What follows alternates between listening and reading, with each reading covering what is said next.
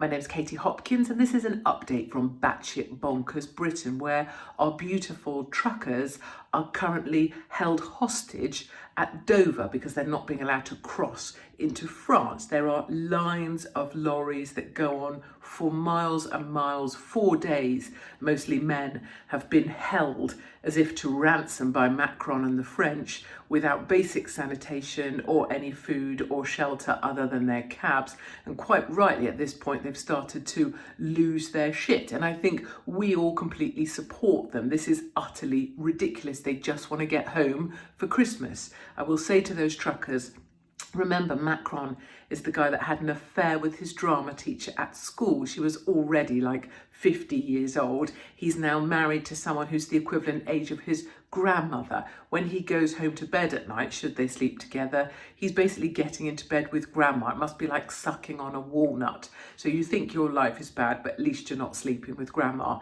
Second up, the ginger dwarf from the north has been caught without her face mask. People are clamouring for her to be fired. Of course, that's not the right answer. The right answer is never to ask for someone else to be treated in a despicable fashion. The correct answer is to remind her that she's a raging little hypocrite. She took the resignation of another individual who did the same, and yet she's been caught flouting her own rules, right up there alongside Piers Morgan, Gary Lineker, and all the rest of the sanctimonious twats who've been telling us what to do, but are doing something completely different.